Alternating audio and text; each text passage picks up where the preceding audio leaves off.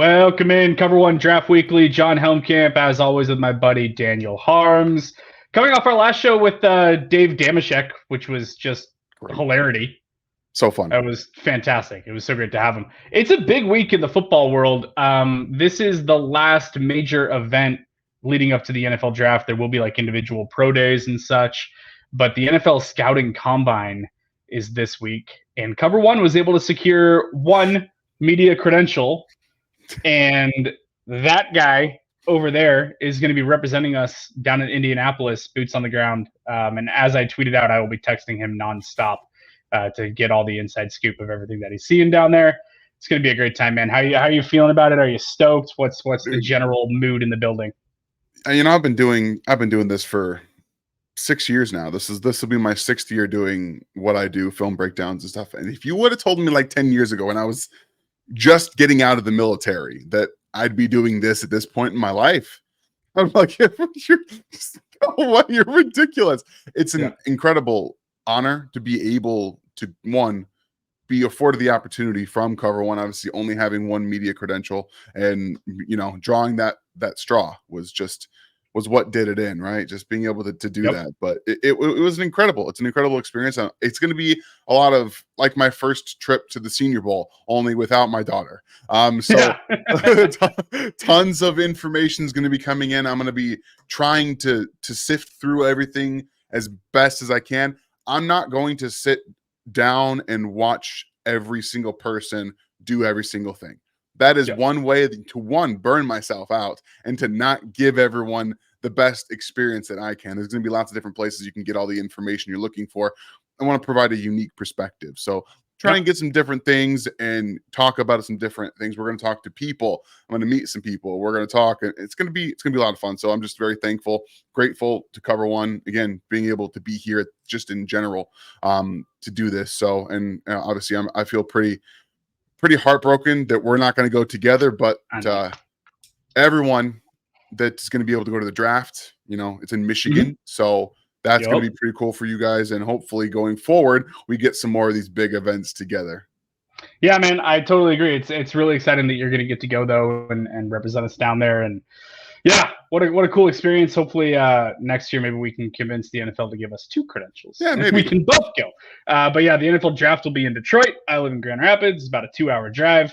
So I'll be crashing the party over there come draft time, I'm sure. Awesome. But it's a big week, man. I'm excited. We got all the big names that are going to be down there. A couple deciding not to work out, including the top trio of the top trio of quarterbacks all decided not to work out. Yep. So the Caleb Williams, Drake May, Jaden Daniels tier of quarterbacks have all decided they're not going to throw. And 2 of the top 3 wide receivers have also decided that they're not going to work out, with Marvin Harrison Jr. and Malik Neighbors. But Rome Odunze, he's going to be on the field. So big opportunity for him to show his stuff. Let's get into kind of what we're excited about to see this week, maybe some top prospects that you're looking forward to seeing in person. What are you thinking? Well, I was going to say, before we even get there, what do you think about these top guys not participating? Because this is a talking point now. We're seeing it more common, especially with bowl participants not performing in those bowl games. So we're seeing top guys not perform in bowls. Now we're seeing the guys that you're like, I don't need to do this because you guys have tape on me. You know what I can do. But others, maybe not so much there. So I want to get your take on what you think about these players and them not participating in the combine events. So I saw a video making the rounds this morning because all the front offices, all the players, they're already down in Indy. Stuff doesn't kick off on the field until Thursday, but they're all down there. So there's been a lot of media coming out of Indianapolis this week. I saw the general manager of the Cardinals this morning, a clip making the rounds where he was asked about some of these players deciding not to work out and stuff like that. And he basically said, from my perspective, I want as much information as I can get. So we are going to have to make the decisions that we make with the information that's available to us. It's a personal decision for these guys. It's up to them whether or not they want to do it. I get that. But for us, we want as much info as we can get. And then he went on to say how good it is that they still get to sit down with them and interview and stuff like that. And that is a big part of this week. Big part of this week is how they interview with the teams. But I thought it was very interesting to hear a general manager come out and say, like, hey, this is a piece of the puzzle. This is information that that we will gladly take and accept, and we want as much info as we can. So I don't think that it necessarily impacts their stock per se, but when you're in the room, when you're there, you're making your selections, on draft night. Well, the last impression kind of does matter a little bit. I'm sure it'll be fresh in the mind. So if if a team is trying to decide between Rome Odunze and Malik Neighbors, let's say that that's the conversation that's being had, and Rome Odunze goes down there to Indy and he balls out and he makes some spectacular catches and stuff like that. Maybe he's able to showcase a little bit more athleticism than people are kind of giving him credit for at this point in the process. Maybe it's enough to move the needle. So where you're talking about guys that are in a similar tier of player, but one does something that the other one doesn't do late in the process, maybe it's enough to just give that edge to that player. So again, this is a personal decision for these guys, whether they decide to work out or not. But at the same time, I'm kind of in the camp of the Cardinals GM there that I personally, I want as much info as I can get. And while 40 time doesn't really matter to me that much, it's all information. If someone runs a faster 40 than you thought that he ran on the field, it's like, okay, well, he has that speed in him. So what's holding him back from play speed? It's more input to go into the algorithm. So I think it's an interesting conversation. I do think it is something we're going to continue to see more and more of as time goes on.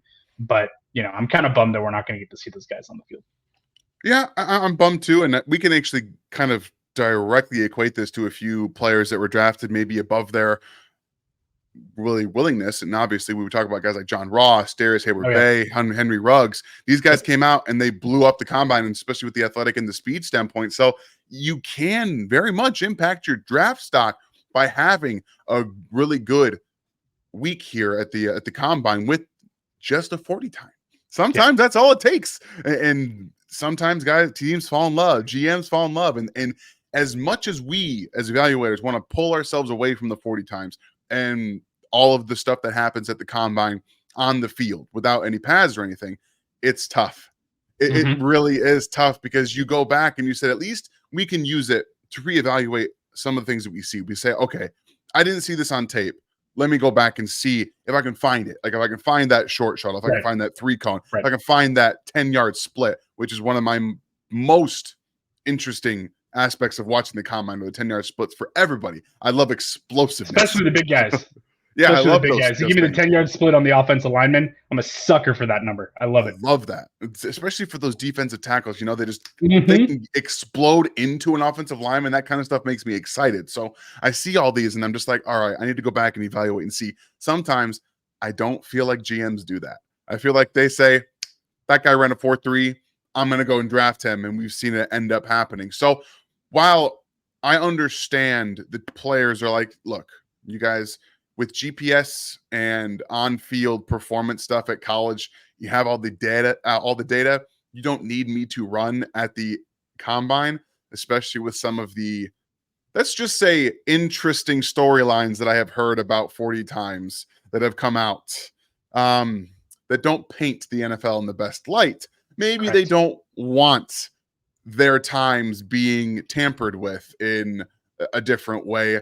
Now, speculation aside, these pro days will come down. We'll get to see them run at the end of the day. Some of them probably won't do it. But for me, like you said, I like having a lot of information. And if we get something in these testing drills where we're like, yeah, I didn't get to see that, or it really helped to reaffirm, I have a belief. It didn't show it all the time, but he has it there. Like if he runs a 3-cone and it's a really good 3-cone and you're like, this guy wasn't asked to run a lot of routes, or he wasn't asked to change direction a lot. Okay, I have actual evidence to suggest he can do that, and we can translate that a little bit better. So just pieces to the puzzle like you're talking about. So it's fun. We'll see what happens. But at the end of the day, I just like watching these guys run and do their drills. So it's always a little bit of a disappointment at times.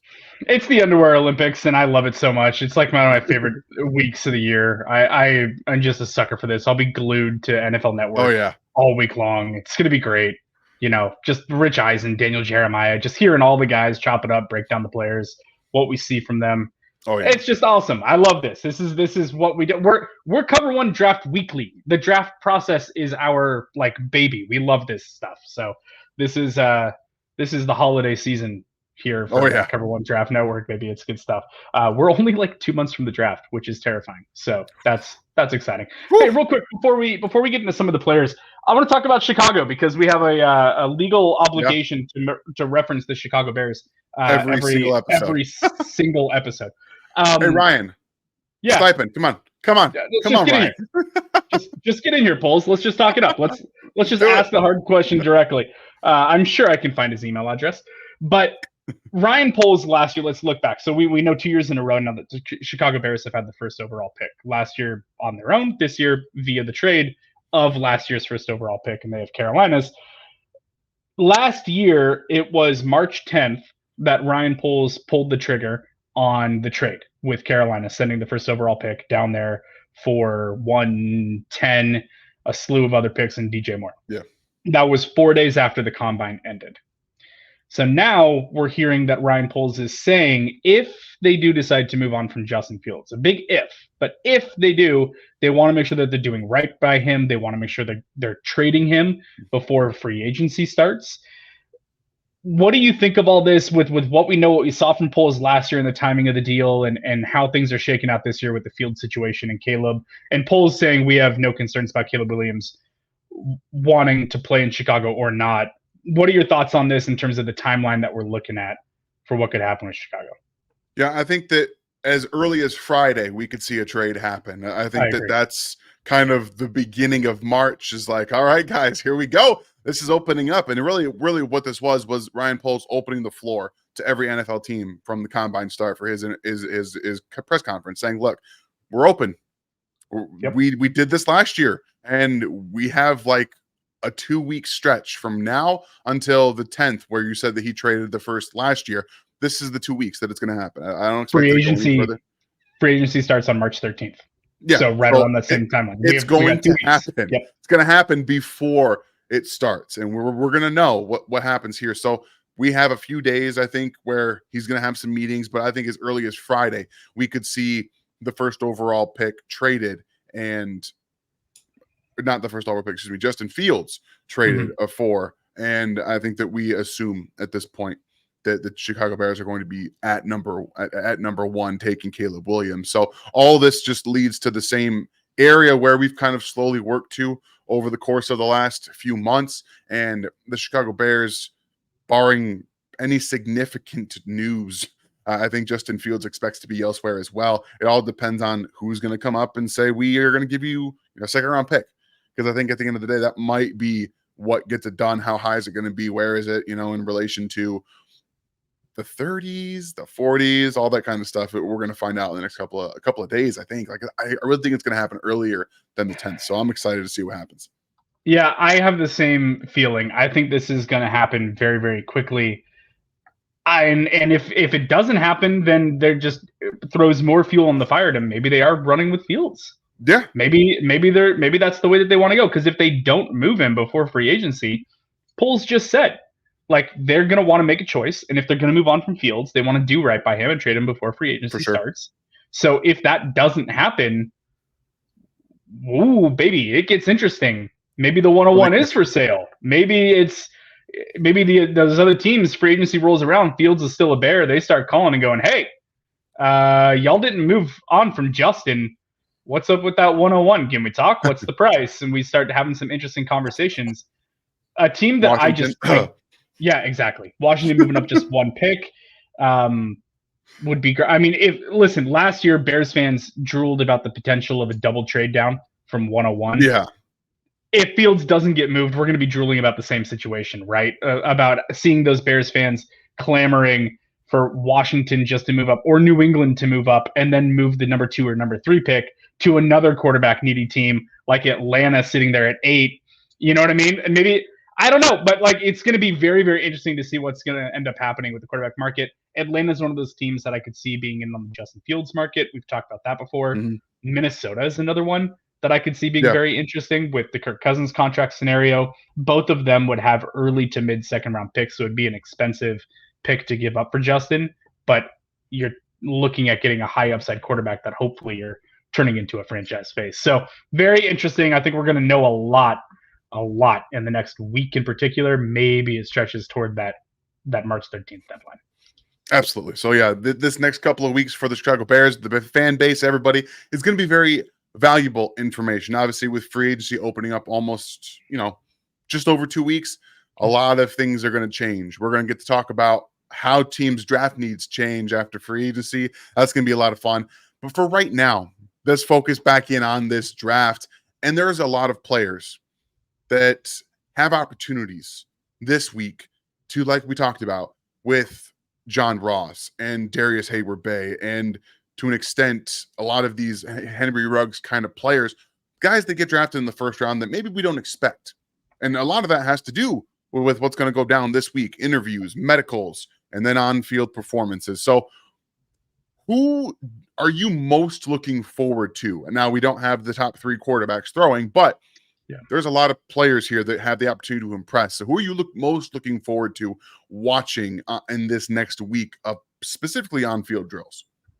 It's such a loaded question. There's so many names that I could look at it depending on the position, but I'm gonna go with JJ McCarthy. Let's keep that conversation rolling because we've been talking about him for 2 months now. JJ McCarthy, by all accounts, could solidify himself very quickly as the number 4 quarterback in this draft class, or maybe the number 3, potentially. I think that would be a leap, but he's going to be there. He's going to be throwing. You never know. Maybe a team's not sold on Jaden Daniels and his 5-year career and stuff like that. Like, who knows? It's possible. Anything's possible at the quarterback position. Just depends on the flavor of quarterback that they're looking at, right? I mean, we've seen shocks at quarterback all the time. Daniel Jones, Mitch Trubisky, the list goes on. But JJ McCarthy, we saw Bo Nix and we saw Michael Penix Jr. down in Mobile, and they didn't look great. JJ McCarthy can come out here and with the throwing drills that he can do, has an opportunity to really show out because it's basically just him versus those 2 guys, essentially, for the top of the quarterback draft class that's going to be throwing. If those 3 in some combination are throwing anywhere around each other, let's see, Penix, Nix, and McCarthy, they're all, like, alphabetically speaking, they're going to be throwing in really, really short succession. That just dawned on me. That's going to be cool. So we're going to get to see them really, really close together probably in these throwing drills. McCarthy has a huge opportunity to surge up draft boards, and we've been hearing a ton of rumors over the last few weeks about teams loving him. We've seen him mocked in the first round. We've seen a lot of love for JJ, and we've been talking about it. I thought he could have used another year to go back and really polish some stuff up, but at the same time, the flashes are great. It's the other inconsistencies that are a little bit worrisome. But teams like flashes. They like the upside, and if they see a high upside in McCarthy, he's got a real opportunity, I think, to be in that next tier down of quarterbacks, but maybe be a mid-teens to 20 overall draft pick. Yeah, I'm thinking about what happens if he runs a sub 4.6 40. Like, what happens if he's hovering around that 4.5 40? Teams are going to be like, oh, I didn't expect him to have that in his bag. But I wasn't familiar with your game. Exactly. That's the kind of thing that we're seeing here. So I like the JJ McCarthy. It is kind of low-hanging fruit because everyone's expecting JJ to kind of really solidify himself as one of the guys he could be. I would like to see him maybe as a mid first round pick because then he goes somewhere where he would get a year. I personally don't want him to be starting right away because I do think that sitting behind a guy like Geno Smith in Seattle would be a fantastic way to him to get better. But I love JJ McCarthy. I think he's going to be a good NFL quarterback. Landing spot will be kind of important for him in time and things like that. But great opportunity this week to really improve that draft stock. Let's look at the wide receivers. We know that the top guys are who they are, but there are a really good chunk after the top 3 or 4, no matter how you cut this, how many you slice this. There is a couple of teammates in here from Florida State and Keon Coleman and Johnny Wilson that have an opportunity to really change the dynamic around them. I think both of them can have impressive days. They can also flop. They both have a lot at stake at this combine, and it's a little unfair to them to put so much on a combine performance, but in reality, that's what this is. So those guys I'm looking forward to watching. You guys know how we feel about their game, but this is an opportunity to showcase the athletic ability, the speed that I think both of them do have. Even for a guy like Wilson, who's 6'7", 6'6", like he has that there too. And then Xavier Legette, that other athletic type of wide receiver that people are like, well, is he really there? Is he that kind of player? How fast is he going to run? Obviously, Senior Bowl injury kind of brought him off the field after day 2. So those 3 guys I'm looking forward to seeing, specifically from that like top 50-ish tier. I think Wilson's probably not going top 50, but I just bunched him with Keon because of their teammates. So those guys I'm very interested to see this week too. Xavier Legette is one of those guys where if he is fully healthy, and we don't know, I haven't seen any reports about it, but if he is fully healthy getting down there and does all the on-field work, his athleticism could make him some money this week. I mean, he is physical. He's built. He rocks the crop top because abs apparently equate to more money. He is the Zeke factor, man. It is. It's just he is all about that, and he's going to show up looking like a dude. And if he's out there running well and tearing it up and doing a great job, then he could really help himself after a kind of shaky Senior Bowl performance where he was battling through some injuries. There's another pair of teammate wide receivers, one of which we've already discussed on the show, out of Texas with Xavier Worthy. I'm curious to see what Adonai Mitchell, what he looks like on the field down there. I've been doing a little bit more homework on him lately. He's intriguing. He's tall at 6'4". He's slender at 190. There's several wide receivers built kind of like that in this draft class. He doesn't have, in my opinion, the top end speed or explosiveness or agility or athleticism as some of those other wide receivers. But I've been seeing a lot of talk about people thinking that he's a late first round draft pick. I don't see that. To me, that feels really, really rich. But again, if he goes out there and if he does show that he has good athleticism, then maybe it's something where people go back and take a look, or he can showcase that he can track the ball well. That's something that I saw on film a couple times that I wasn't in love with, some issues that looked like with ball tracking. So we'll see. I'm curious to see what he's going to look like on the field, though. I think, though, a more realistic scenario is that he isn't as athletic as maybe some people are thinking that he is. And he, just has kind of some very average athletic testing numbers. And in which case, maybe it kind of pulls his stock down into that day 2 range where I feel a little bit more comfortable with him. I'm curious, though, about A.D. Mitchell and what he's going to look like on the field. The other one being Xavier Worthy, who I'm fully expecting to just torch stuff and put down some big numbers.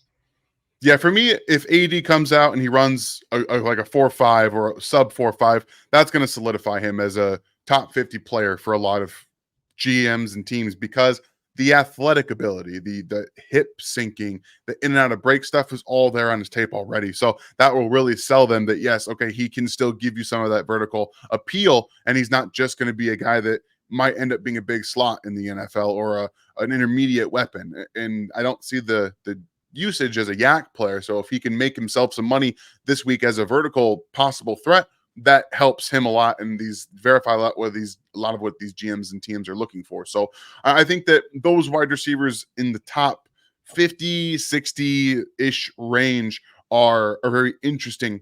Looking a little bit at the running backs and offensive line, because I think that these running backs are like, there's so many different paths that these guys can take. I'm most interested in seeing what Blake Corum brings to the table. If Blake Corum has a fantastic day at the combine on the field and he runs like a 4, if he runs a 4.5, we are all in. I'm all in on Blake Corum. If it's a 4.6, we're like, okay, that's what we expected. I expect around a 4.6 because he did have that long speed kind of zapped from his injuries. But if he can come in, we see that explosiveness. We see a little bit of a trimmed down Blake Corum, which will be something, because he's playing 225, 230-ish. Is that what I think I got him listed at? Maybe not that heavy, but he's a big guy for a shorter running back. So they listed him at 210. He's bigger than 210. No, he's definitely not. I'd love if he was 210. Maybe if he weighs in 210, we're going to see a faster 40 time from him, that's for sure. But I think he's someone I'm very interested in. Will Shipley also has another big opportunity this week to make a lot of money with speed, athleticism, because multiple times over the last couple of years at Clemson, he's shown that he can do all of it. He can do everything in that offense, catch the ball, being that speed guy. He still can take, he can break away from some of these defensive players. So those two running backs, I'm very interested in seeing. And there's an offensive lineman that has lost a lot of shine from this past season. It's Kingsley. I had his name pronunciation written down, and let me see. Suamataya. Oh, Suamataya. Other Kingsley. Yeah, I had another Kingsley Suamataya out of BYU, who was on Bruce Feldman's freak list. Don't forget, he was actually on the list. So this is an opportunity for him to say, hey guys, well, don't forget about me. 2 years ago, I didn't allow a single pressure at BYU. And they say he's a better athlete than Blake Freeman, who blew up the combine last year. And if he does the same thing, we are going to be having a conversation about Kingsley at the maybe end of the first round, maybe the top of the second. Because if those athletic traits are there, teams will just compete with each other to try and get these big athletic mover tackles. And I think that he's one of these guys that is going to surprise some people and can have a really, really good day. Yeah, there's a few teams around the league that love athleticism, and they look at those athleticism numbers a lot. They look at like the RAS, the relative athletic score, quite heavily. Chicago is one of them. So to me, he's someone to keep an eye on for day 2 for Chicago if he falls into the second round. I want to talk about a couple of running backs as well. Actually, I want to talk about 3 because there's so many of them. But Braylon Allen is another one of those top names that we haven't really mentioned yet, and he is huge. He was listed at 6'2", 235. Yeah. He's a monster of a running back, man. I mean, he's just huge. In 2021 and 2022, he had back-to-back 1,200-yard seasons. So the production profile, the size, the tackle breaking, he's really agile for his size too. Yeah. He's not just a muscle. Like, he can move. I'm curious to see what he looks like on the field in the athletic testing to go along with that size. Because if he puts down really good testing numbers and like change of direction testing and stuff like that, not just straight line running, to go along with that massive frame at the running back position, I don't think there's any running back that gets drafted in round 1. I haven't seen a single mock that's talking about it. I haven't heard any buzz that indicates that way. But there's going to be a little bit of a run on running backs in day 2, in the second and third round. Braylon Allen could move himself into maybe that mid-second round range with some really good athletic testing. I want to talk about a couple of other running backs that are smaller guys, but who could potentially burn this thing up. One of them is Bucky Irving out of Oregon. I got to talk about all my Oregon guys. Obviously, it's what I do. But the other one is Jalen Wright. Jalen Wright was a name that I mentioned in our pre-Senior Bowl episode because he's a running back out of Tennessee. He is fast. I think that he's going to go out there and run in the 4.3s and show that he has pass catching ability and really great agility. He's just so shifty, and his ability to get up to speed in a hurry is awesome and make guys miss with that speed. So for these teams that are looking for that just lightning in the backfield type running back, like the Jahmyr Gibbs, like the James Cook, the smaller running backs that are just dirty with their speed, Jalen Wright could be that kind of prototype for teams. Very rarely are teams drafting someone to be a true workhorse anymore. You're trying to complete a backfield with prototypes. And I think a lot of teams want this type of prototype in that room who has great speed, great burst, great hands, and can just be a dynamic playmaker out of some empty sets. You could probably line him up in the slot. You can move him around or motion him out of the backfield into a pass catching role. I think he's going to be a really interesting running back. For sure. And these running backs, there's going to be so many guys that catch your eye. Guys you don't know are going to run 4.3. Like, just be prepared, because there's going to be guys that I don't know that are running 4.3 out there. And I'm excited about seeing all these different guys. But really quickly, I want you to give me a couple of players on the offensive side that you think need to have a good week. And if they don't, we're talking about guys that slide. And we see slides all the time. So give me a couple of guys from the offense side that need good weeks. I'm going to take this in the route that's coming off the Senior Bowl, because there were a couple wide receivers at the Senior Bowl that did not stand out the way that they were asked to stand out or were expected to stand out. One of those is Tez Walker. It's kind of low-hanging fruit, but this guy has such a good athletic profile that I think that the numbers are going to be there from his testing. I think he's fast. He's going to run incredibly well. But catch the ball, man. So I think he needs to have a good week showcasing that he has strong hands in all the on-field workouts. I'm not even talking about like the athletic testing. That's going to be there for him. Yeah. But what he does with the on-field testing and all the drills, he needs to show, excuse me, he needs to show change of direction. He needs to show strong hands. Don't drop a ball. Like, just go out there and catch the ball and showcase that, hey, I had a bad week in Senior Bowl. It doesn't define me as a wide receiver. Another guy with the big case of the dropsies down there in the Senior Bowl was Jamari Thrash. He's also going to run incredibly well. The athletic testing is going to be there. He's fast, smaller wide receiver, but was dropping a ton of passes. Same thing. These guys need to end their pre-draft process on a good note and put some good stuff out there coming off of a pretty rough Senior Bowl week. Those are two guys that I think really need to show out. And I'll be watching all those drills on TV and be like, yes, please catch it. Please catch it. Yeah. Please. Like, rooting for them to secure themselves.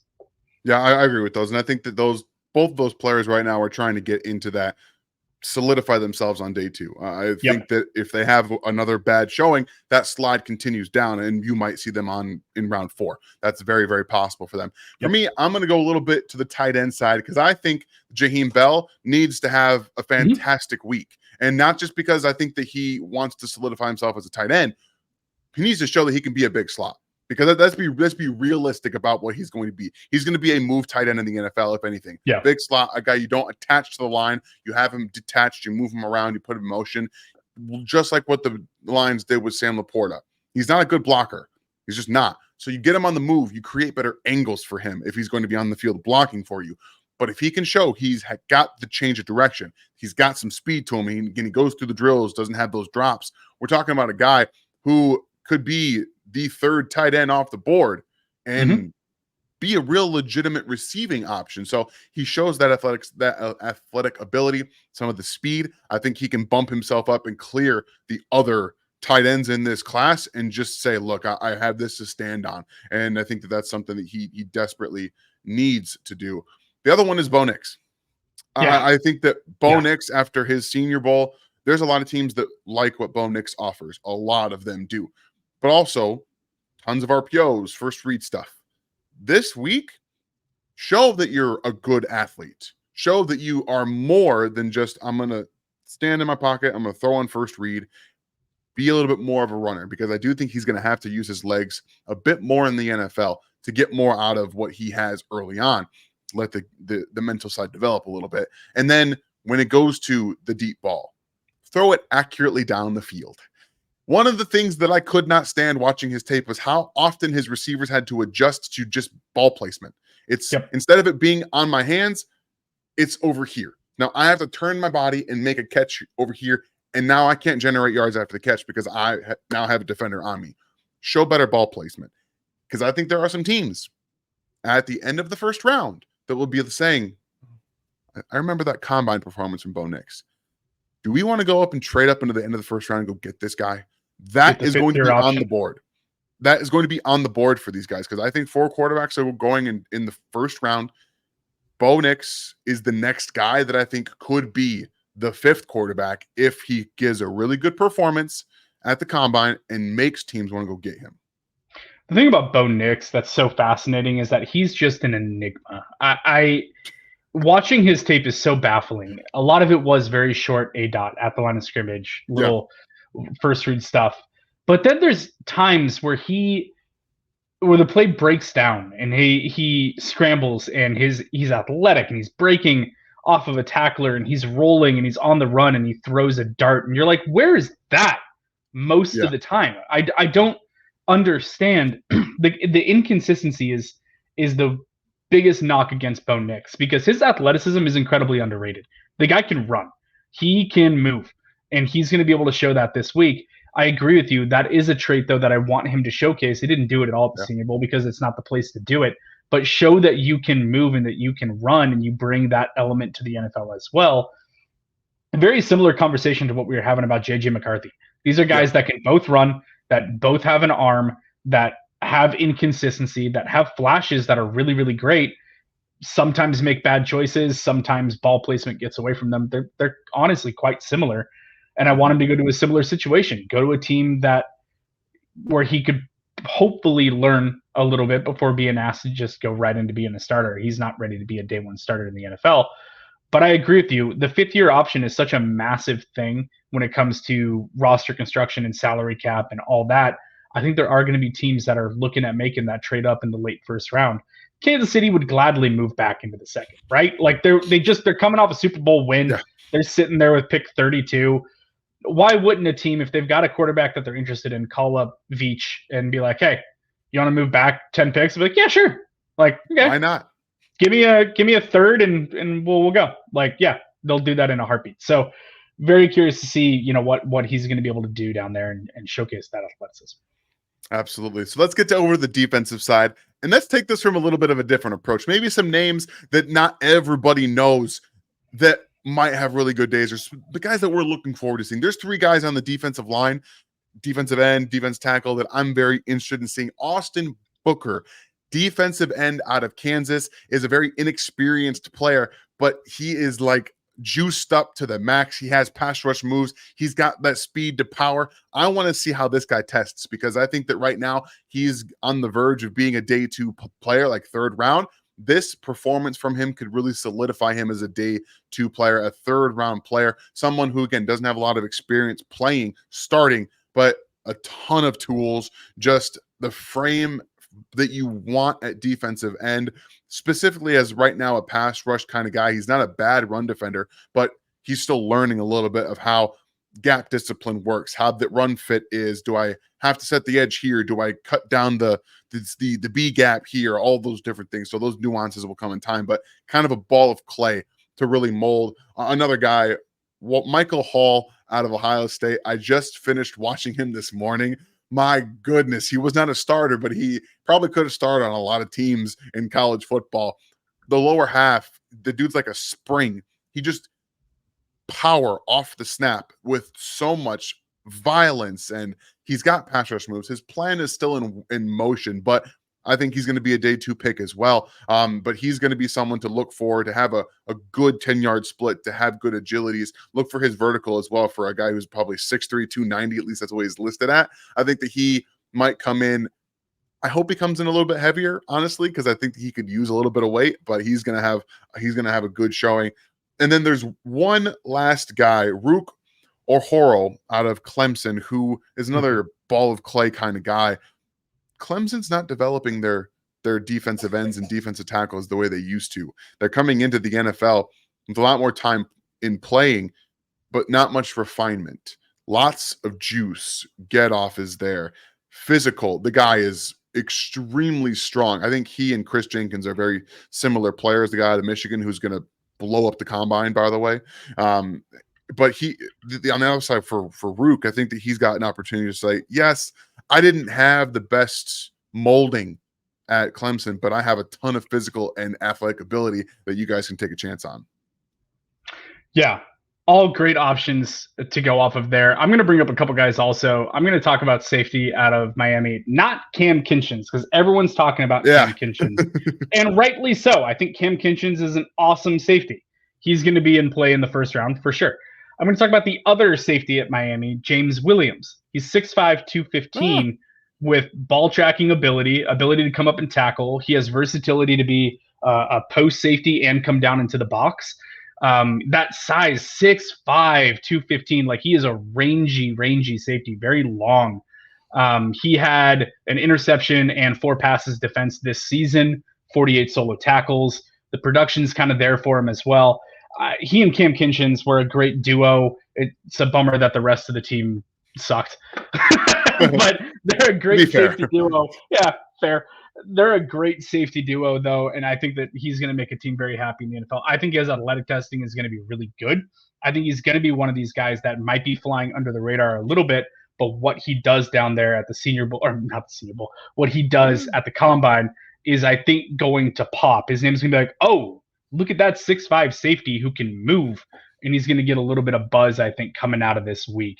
I'm going to go to another player on the defensive side of the ball. I'm going to talk linebacker out of NC State, Peyton Wilson, because I don't think that he's getting enough love as potentially being the best linebacker in this class. I think that Peyton Wilson can fly. I think that we've seen the production, his ability to read plays and get downhill is great. He has like I'm going to hawk you down from behind kind of speed at the linebacker position. There's been multiple plays where I've seen him chase down running backs or wide receivers in the open field. So he's a guy that's up there. Calling him maybe the best linebacker in the class is probably a little bit rich, but he's really, really good. And I think that, again, the combine is a great opportunity for guys that are super athletic to show that they are super athletic. Mm-hmm. And when you have a linebacker that's going to come out there and I think run a really, really good time and show good lateral agility, and I think the footwork drills that you're going to see on the field, right, where they're asking them to like react and the change of direction and stuff like that, I think that'll look really good for him too. I think he's another name though that is going to get buzz with the athletic testing coming out of this week and help himself into a really good day 2 pick. I love those. And that's what I love about doing this side of the ball, is because we don't talk a ton about the defense, but we're going to get into it more. Like I'm doing defensive line right now. I'm going through all my grades and all those guys right now. I'm going to put some stamps. Okay. I have 2 stamps on the defensive side of the ball. I'm going to have 2 stamps on the offensive side of the ball too. You don't have to do this if you don't want to, but there are 2 players that I think on the defensive side with combine showings that could move themselves into, if they're not already, into the first player taken at their position. The first guy I'm going to talk about is Jared Verse, because I think with his combine performance, which I think is going to be the best performance of all the defensive ends, can make him the first defensive end drafted. I know people talk about Dallas Turner, and he's a great player, but I don't think he's Will Anderson. And I mean, Will Anderson obviously went top 5. These defensive ends are not on that level. They're just not top 5, top 10 players in the draft. So Jared Verse can have an absolutely alien type of performance, because I think he's an alien type of athlete, and be the first defensive end drafted in this class. And the next guy is Jaden Hicks, safety out of Washington State, who can do all of it. He can play everywhere. Yeah. And he's a burner. He's got so much downhill speed. He just explodes. He tackles. He's rangy. He's got ball skills. All of these things. He could be the first safety taken if he has a fantastic day, because I think he could be very, very well in contention for a. I don't think safeties are going to go in the first round. If they do, it's going to be near the end. But we're talking top of round 2. I think Jaden Hicks is a fantastic player, and with a great combine performance, could solidify maybe on some teams' boards. It only takes one team, guys. It only takes one team to fall in love with you to be the first safety taken. Those are great picks. Hicks in particular, he was supposed to be at the Senior Bowl, and then he decided to pull out of it. He was going to be like my favorite defensive player there. I love him. He is such a hammer too. Like, his athleticism is great, but his trigger and his ability to fly downhill and just lay the lumber on a guy is so awesome. Like, Jaden Hicks, I'm in complete agreement with you. I think he's got a chance to go as the first safety. Mm-hmm. I think most of the love that I'm hearing right now is on Kinchins, but I think that Hicks, with the athleticism that he's able to display, I think that it's a really, really good call that he could be the first safety that goes. And I don't hate that at all. I think he's a terrific player. I am not sure exactly where I want to go with this, because you stole my thunder on Hicks. But what I will say, let's see if I can just pull a rabbit out of the hat here. I think that, how about we go the opposite? How about we move on to a player that I think is going to potentially slide a little bit. And I'm going to talk a little bit. It has nothing to do with anything having to do with himself or his talents or abilities, but I'm going to go with a medical here. I think Leatu Latu slides further than people think he's going to. Okay. Because of the neck injuries that he's had in the past. So I think that there's going to be teams that are concerned, and I don't think everyone's going to want to take a pass rusher super early in this draft class, because there aren't those crazy high guys. So let's say that Jared Verse comes out and he burns it and he ends up being the first edge that goes. And then let's say you have Dallas Turner that also goes there as a pass rush, okay? If Leatu Latu's medicals don't check out perfectly, I could see him falling just a little bit. I'm not saying like a super crazy high fall, but I think that it could be enough where Chop Robinson maybe gets picked before him, which I think would be a big disservice to Leatu Latu, because I think talent-wise, he deserves to have that happen. But Leatu Latu is a name that I'm watching very closely this week, and I think that how he interviews is going to be terrific, but they're going to press into the injuries with him and ask him about that and ask him questions about it, and with his medicals and all that. I think there's going to be some teams that maybe just go, I'm not willing to take him top 15 with the medical history. And I think that there's a chance that he slides a little bit into the lap of a really, really good team that's going to be like, whoa, okay. I didn't think that Latu would be sitting here on the board for us. And he's going to completely overhaul our defensive line that's already a playoff caliber team. So that's a name that I'm curious to see how the week is going to play out for him. A team that I think can, or a player that I think that could potentially really help himself this week, though, I honestly think that Tavondre Sweat needs to have a big week in terms of what he shows from an athletic ability, because we've been talking about him a little bit on the show already, but his conditioning is a concern. It wears down as the game goes on. And 2 years ago he played lighter, and I think he showed more stamina. This last year he was a game wrecker early, but as the game went on, he would get a little bit sloppy. His hand placement wouldn't be as good. His motor wasn't there. The push wasn't there.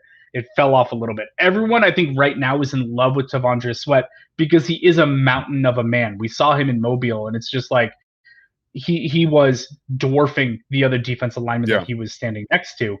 But that athleticism and conditioning, excuse me, I think is going to be a real concern for some NFL teams. So he didn't weigh in. He didn't weigh in at the Senior Bowl. He's going to weigh in at the Combine. I'm very curious to see what that number looks like. I would love to see it around 330 to 340, not the 362 that he was listed at, because I heard that 2 years ago he played in the 330s. So I'd love to see him be getting back down closer to that number and to see how the stamina holds up on the field with the drills and to see what he's able to do from an athletic testing standpoint. Because nowadays, you can't just be a one tech that clogs lanes and doesn't get moved off the spot. Like, there's still a little bit of a place for that in the league, but athleticism is such a premium. You need to be able to move around. You need to be able to wreak havoc and create penetration and stuff like that. Early in the game, Sweat can do that. As the game goes on, though, it gets a little bit more sparse. So I'm curious to see the kind of shape that he shows up in and see if he can help himself out. Yeah, I like the Latu Latu call too, because I think that he's not going to be an explosive tester either. Like, he's a technician. He's not a guy that wins on athleticism. So you pair that with the medicals, and you're going to see teams like, oh, okay, well, we got some athletes that we're more interested in taking some chances on maybe early. So that makes a lot of sense. And yeah, I mean, at the end of the day, that's what we're here to try and find out, right? That's what the Combine is for. We're trying to see some things that teams are going to take chances on and stuff like that. So all in all, I think that those calls make some sense in Sweat. You got to be a closer in this league. If your best plays are going to be in the first quarter and second quarter, it's not going to get it done. And teams are going to be like, okay, we'll get this elsewhere. So I agree with you. I like to see him coming a little bit on the lighter side. Now I'm going to do a couple more, just plant some flags. Not guys that I think they'll go at the top, but I think that I'm going to plant a couple flags here.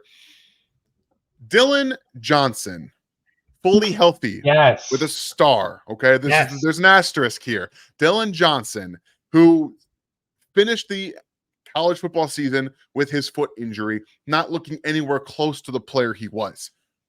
If he's healthy at the Combine and he performs, he's going to run very well. I think that he's going to run about 4.4, 4.45-ish area.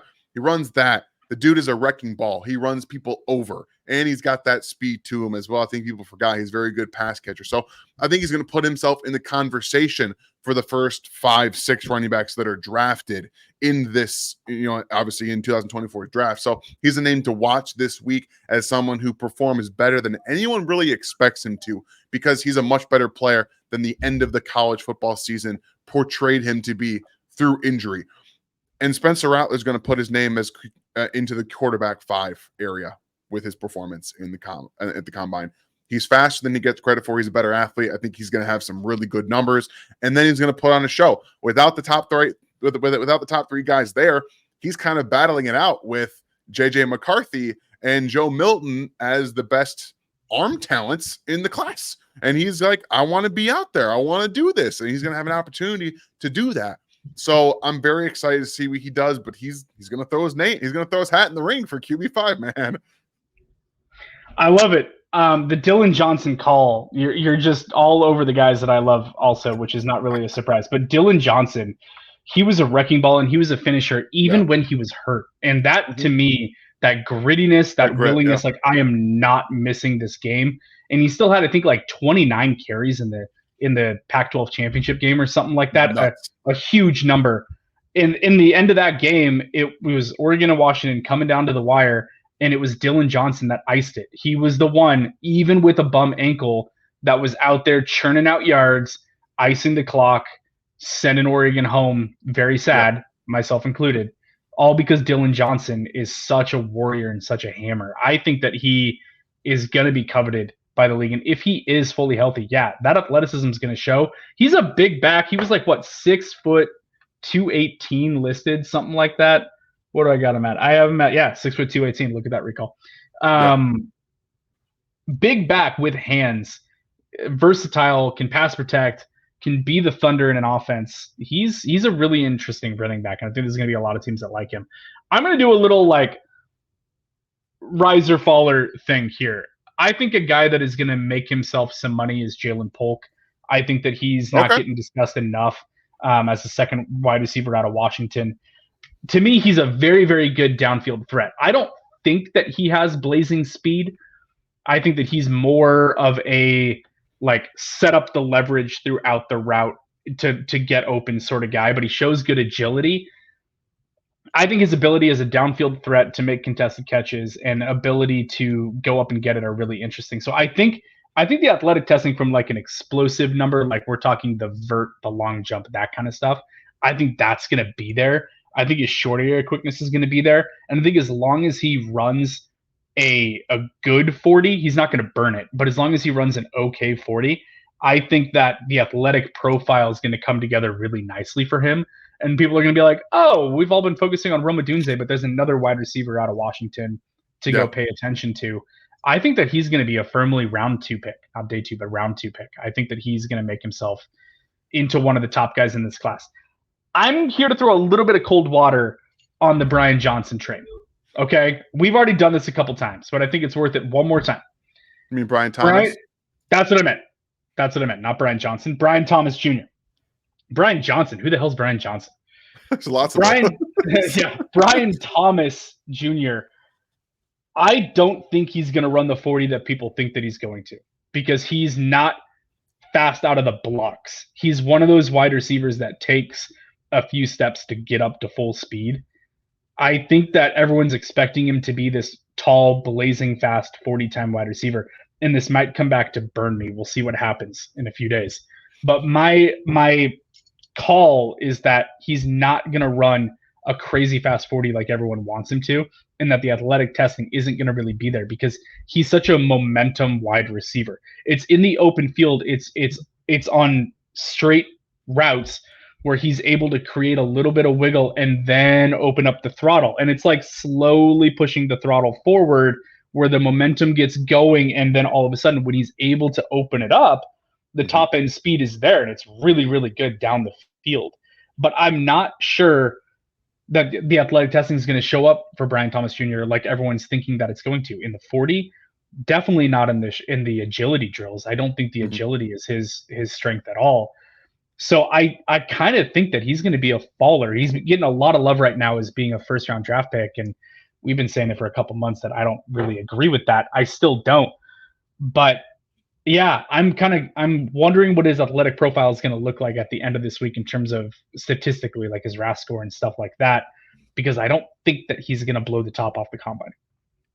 I'm interested because he could end up looking very, very closely to a Chris Connolly coming out of Georgia kind of guy who ran fast. He set the vertical, or he wasn't set the vertical, but he jumped out the gym in the vertical, but he didn't have the athletic ability that everyone thought he did. So that's something I'm very interested, because as you know, we talked about him on one of our first Stonks Up editions of Brian Thomas being the guy who's been talked about a lot. I'm seeing him in the top 20 overall, which I don't get with. And like you said, I don't get the agility stuff, but again, he has the opportunity to prove us wrong, to prove me wrong, and to go out there to practice for the 40, because yes, running a 40 is different than running a route and selling a vertical route, or just running a vertical route.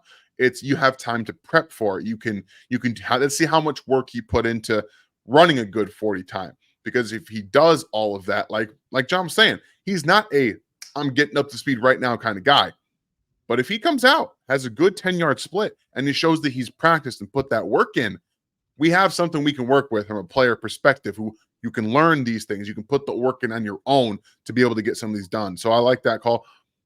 I'm interested in the Jalen Polk stuff because I don't think he's going to come out here and actually do very well. I do think that he and Brian Thomas are in similar situations where I don't think the agilities are there for both these players. The yak stuff doesn't really translate to my eye from what I'm seeing.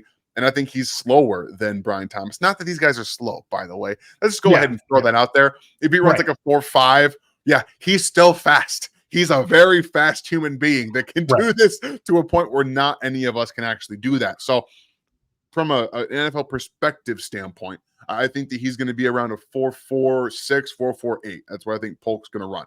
That's my opinion. And I think that that's perfectly good for him. But the ball skills are where he makes his money. So I'm interested to see what he does there. But there's so many guys that I want to watch, and I can't wait. I'm pretty sure that I'm going to sit down and watch all the wide receiver and running back and tight end day. Like that's like where I'm going to be sitting for my combine experience, and then floating around for everybody else. But we'll see. We'll see how the coverage dictates as I get there.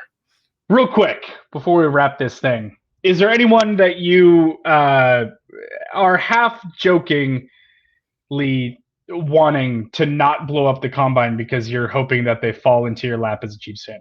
I mean, the big thing is Olu, Oli Fashino. Like I want him to just kind of like, because people have concerns about Oli, and I'm just like, well, if the athletic testing isn't what everyone says it's going to be, they might be able to go trade up for this guy. I think that's the big one for me, a team who kind of needs a left tackle. And then there's also guys like, I mean, it's not going to happen. It's definitely not happening with Rome Odunze, but I think that there's a bunch of different wide receivers that will be available. So I wouldn't even go that route. But Brock Bowers, he could just fall on his face and drop down to 32. Oh God, I swear to God, if the Chiefs go from Travis Kelce to Brock Bowers, I'm just gonna, I don't know what I'm gonna do. I'm gonna be so mad if that ends up happening. Like that's just not fair to the league. Oh yeah, let's just go from Gronk or go from Kelce to potentially the next great tight end in the NFL. That's awesome. That makes a lot of sense. As a Bills fan, pretty much all the discourses around the wide receivers for pick 28. Other positions too. Defensive tackle being one, safeties one, edge also. So like, hey, if Leatu Latu's medicals don't check out, he falls to 28. I will take that and gladly run. The other one, if for some way, and I don't know how it would happen, but if for some way Troy Franklin's athletic testing wanted to just not be ultra elite, if it just wanted to be just a little under that so that he could be available at 28, that'd be great too. I'm very curious to see what the 20s are going to look like in this draft class, because there could be a crazy run on wide receivers, or there could not. And they could just be looking at this group and saying, hey, there's so many guys on day 2. Why am I going to force it here? Let's look at other positions. Let's, look around. Maybe it's the DBs that have a nice run there in the 20s. I have no idea what's going to happen.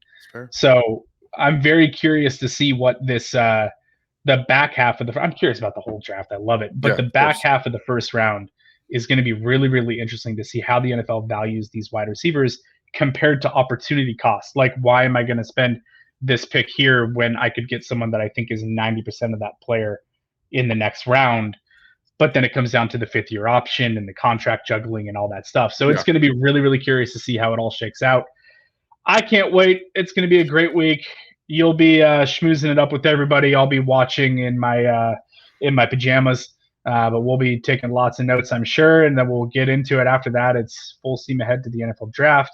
Maybe we start breaking down some position groups that we haven't really talked about. If we start looking at draft needs post free agency, start looking at specific needs for some different teams. We got all kinds of stuff to get into over the next 2 months until the draft, and I have a lot of film to watch, so I'm going to get on that. As always, guys, thank you for listening. This is Cover One Draft Weekly. John Helmkamp, my good buddy Daniel Harms. We will catch you guys after the combine with plenty of news and information to break down. See you next time.